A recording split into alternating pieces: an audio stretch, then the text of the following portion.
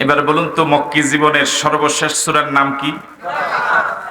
মক্কায় মক্কি জীবনে এরপর আর কয়টা সূরা নাজিল হয়েছে? হ্যাঁ, ওই সূরাটিতে আয়াত কয়টি? ওই সূরাটিতে রুকু কয়টি? ওই সূরাটি মাক্কি না মাদানী? মাক্কি জীবনের শুরুতে? আমি তো জিজ্ঞেস করি নাই কখন। শুরুতে বলতে হবে না। শুরুতে, মাঝামাঝি, কখন? শেষে, মানে মাক্কি জীবনের সর্বশেষ। রাসূল করিম সাল্লাল্লাহু আলাইহি ওয়াসাল্লাম এই কোরআন মজিদ নাজিল হওয়ার আগে মক্কায় তিনি 40 বৎসর অতিবাহিত করেছেন।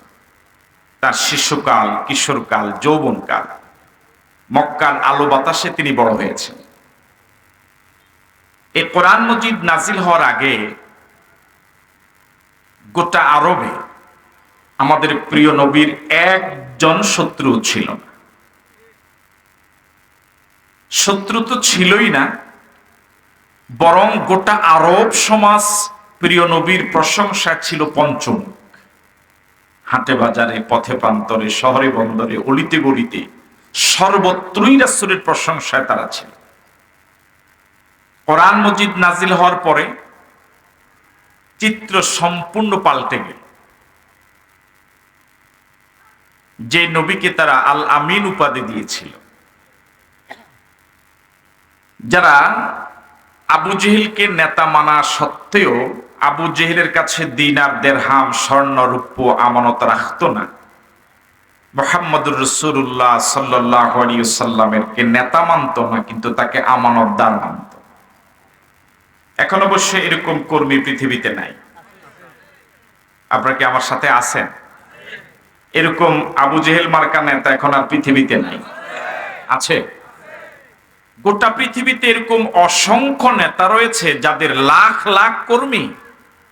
এদের পিছনে মিছিল করবে, মিটিং করবে, সমাবেশে যাবে, কিন্তু এদেরকে আমানতদার মনে করে না। কার চরিত্র? আসতে বলে, কার চরিত্র? রাসূল করিম সাল্লাল্লাহু আলাইহি ওয়াসাল্লামের দাওয়াতি জিন্দেগিটা ছিল একেবারে কণ্টকাকীর্ণ।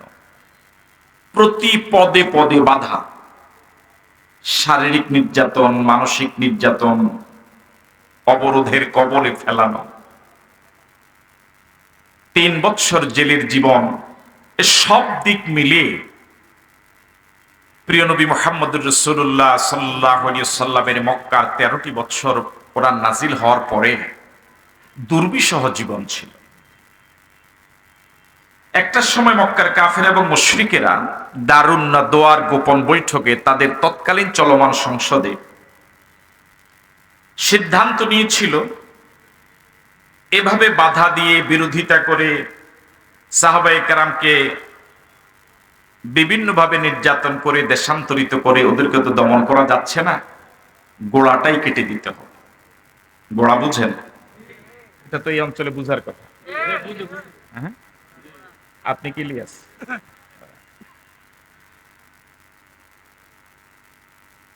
এই জন্য তারা সিদ্ধান্ত নিয়েছে রাসূল করিম সাল্লাল্লাহু আলাইহি ওয়াসাল্লামকে হত্যা করার। আল্লাহ রাব্বুল আলামিনের নির্দেশে প্রিয় নবী মুহাম্মদুর রাসূলুল্লাহ সাল্লাল্লাহু আলাইহি ওয়াসাল্লাম 53 বৎসর বয়স্ক নবী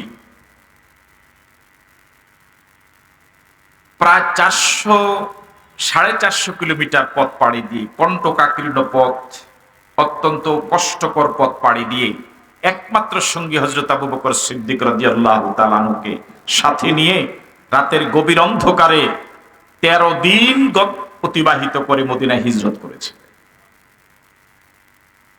রাসূল করিম সাল্লাল্লাহু আলাইহি ওয়াসাল্লাম মক্কা থেকে যখন রওনা হলেন,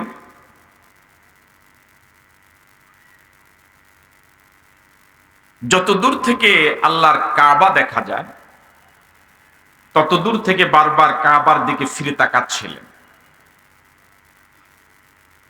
এটা মনে আফসোস থাকারই কথা, এই মক্কায় তার বাবার বাড়ি, তার দাদার বাড়ি, তার শ্বশুর বাড়ি, এই মক্কায় তার জীবন যৌবন সব কাটল। এই মক্কায় গোটা পৃথিবীর তৎকালীন সবচেয়ে বড় সন্ত্রাসীরা বুক ফুলিয়ে হাঁটে মুহাম্মদুর রাসূলুল্লাহর স্বাভাবিকভাবে চলার পথরুদ্ধ। তার হত্যা করার পরিকল্পনা নিল, চলে যেতে বাধ্য হলাম। বারবার রাসূল ফিরে তাকাচ্ছিলেন। কিছু দূর যাওয়ার পর আল্লাহ রাব্বুল আলামিন জিবরাইল আলাইহিস সালাতুসসালামকে পাঠিয়ে 88 আয়াত 9 রুকু সম্বলিত এই সূরা একসাথে নাজিল করে দিলেন। তাহলে এই সূরা প্রথমত জানলেন মক্কি সূরা, দ্বিতীয়ত জানলেন এটা মক্কি জীবনের শেষ সূরা। এই পর্যায়ে জানলেন শুধু মক্কি জীবনের শেষ সূরা নয়, বরং হিজরতের সফরে যাওয়াকালীন প্রতিমধ্যে নাজিল হওয়া সূরা। বুঝাতে পারলাম? একটু কল্পনা করেন, হযরত আবু বকর সহ রাসূল রওনা হয়েছেন মদিনার দিকে। মক্কার মায়া বারবার ফিরে তাকাচ্ছিলেন, মনে বড্ড বেদনা। এই সময় আল্লাহ রাব্বুল আলামিন রাসূলকে সান্ত্বনা দিয়ে ভবিষ্যৎ করণীয় বলে কিছু দূর যাওয়ার পরে 5-6 কিলোমিটার যাওয়ার পরে এই সূরাটি একসাথে নাজিল করে দিয়েছে। বুঝতে পারলাম কথা? এই সূরার এক জায়গায় আল্লাহ রাব্বুল আলামিন